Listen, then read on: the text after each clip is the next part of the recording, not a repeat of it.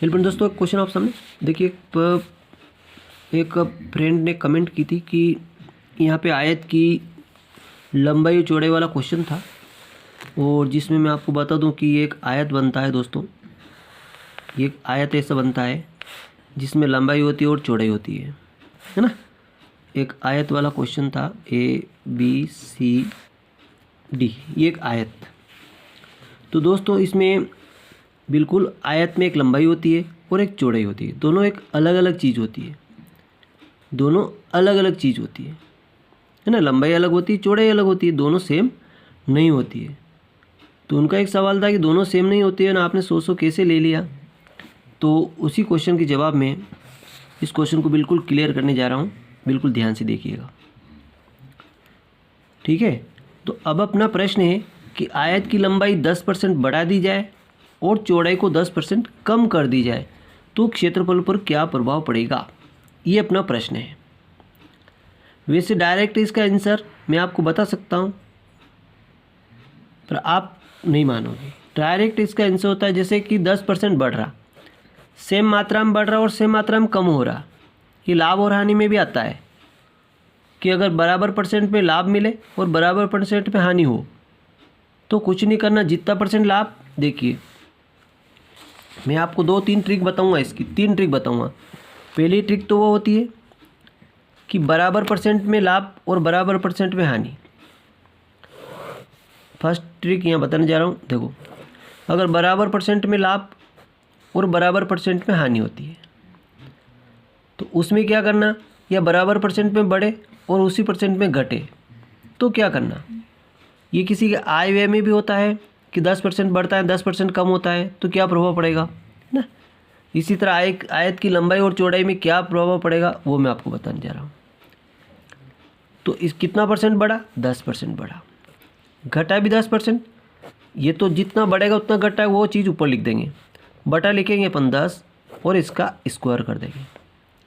तो 10 का स्क्वायर कितना हुआ, 100। नीचे 10 का स्क्वायर 100 हुआ, 100 से 100 घट गया, बराबर 1% की कमी। 1% की कमी। मत चलाओ अनमें गानों भर जाए, मत चलाओ। 1% की कमी होगी। अब मैंने आपको डायरेक्ट बता दिया इसका आंसर 1% की कमी होगी, पर आपके मन में नहीं आ रहा होगा कि यार 1% की कमी कैसे हो गई, किस तरह से हुई। तो दोस्तों इसकी 3 विधि बताऊंगा आपको मैं। एक विधि तो ये हो गई, एक तरीका तो ये हो गया। वैसे 3-4 तरीके होते हैं इसके। कितने होते, 4 तरीके, पर मैं आज आपको 3 तरीके बताने जा रहा हूँ। एक तरीका तो ये हो गया 1% की कमी हुई, है ना। दूसरा तरीका होता है, सेकंड तरीका, दूसरा तरीका होता है x + y + xy/100। तो x का मान बढ़ना यानी 10% बढ़ा, y का मतलब घटा 10 घटा, प्लस बढ़ा x का मतलब 10 बढ़ा, घटा मतलब 10/100। 10 बढ़ा 10 घटा, कट गया 10 दाम 100 माइनस के 100/100, 100 से 100 घट गया 1%। यहाँ माइनस है इसलिए होगा हानि। तो 1% की कमी, 1% की कमी हो रही। ये भी 1%, ये भी 1%। 2 तरीका तो मैंने आपको बता दिया।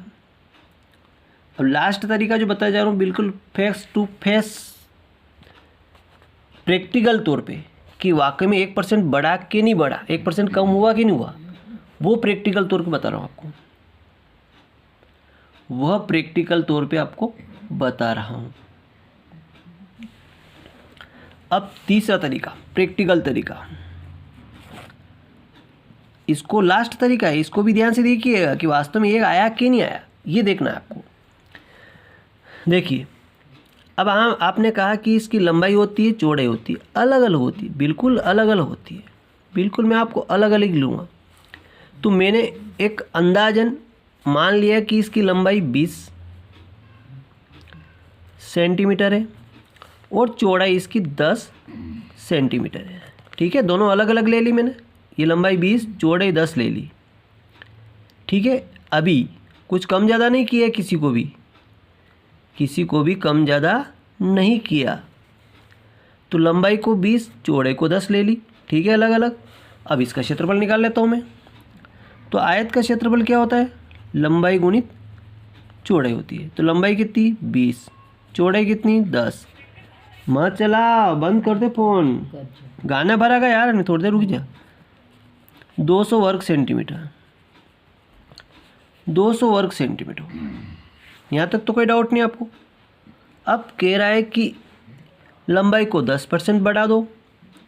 अब 20 को 10% बढ़ाएंगे कितना होगा? देखो 20 × 10%, परसेंट का नीचे 100 आ गया, 2 सिफर से 2 सिफर कट गई, यानी कि 2 बढ़ा। कितना बढ़ा? 2 बढ़ा। तो 20 में 2 बढ़ेगा, तो 20 में 2 कितना हो जाएगा? 22। 2 प्लस करेंगे तो कितना हो जाएगा? 22 हो जाएगा। तो लंबाई इसकी होगी 22, है ना।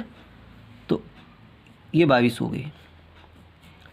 अब चौड़ाई को 10% कम करना, 10% कम करना, तो 10 तो है ही सही, 10 × 10 बट्टा 100, 2 सिफर कट गई, बराबर बच्चा 1। 10 में से 1 कम करना है, तो 10 में से 1 कम किया तो बच्चा कितना? 9 बच गया। कितना बच गया? 9 बच गया।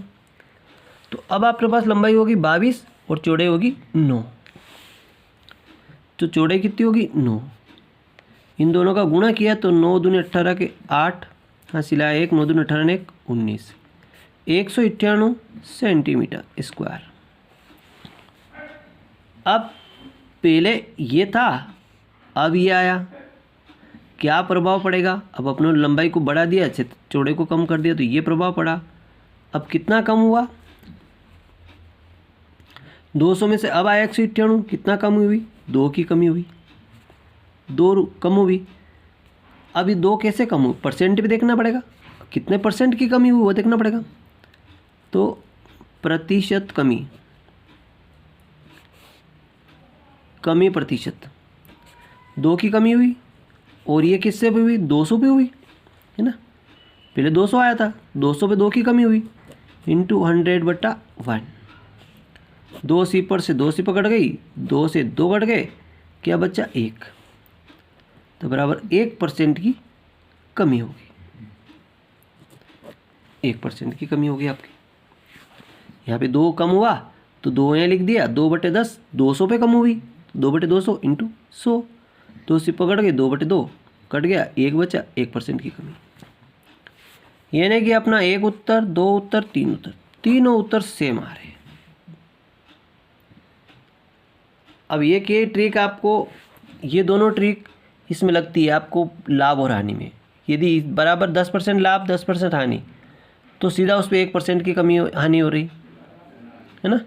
किसी के आय में अगर 10% वृद्धि फिर 10% कमी, तो 1% की कमी हो रही है ना। तो इसी तरह क्षेत्रफल में भी यही होगा कि क्षेत्रफल 10% बढ़ा 10% कम हुआ, तो उसमें 1% की कमी होगी। तो तीनों तरीके मैंने आपको सिखा दिया। एक तरीका और है जो मैं आपको अगले वीडियो में बताने वाला हूँ। 4 तरीके दोस्तों इसके, पर वीडियो बहुत लंबा हो जाएगा। तो एक की एक बात कहोगे कि एक प्रश्न में इतना लंबा कर दिया, तो एक तरीका और है जो मैं आपको अगले वीडियो में बताने वाला हूँ। तो वीडियो को लास्ट तक देखते रहिएगा, अगले वीडियो देखना जरूर नहीं भूलिएगा। और मैं आशा करता हूँ कि आपको अच्छी तरह समझ में आ गया होगा। थैंक यू दोस्तों।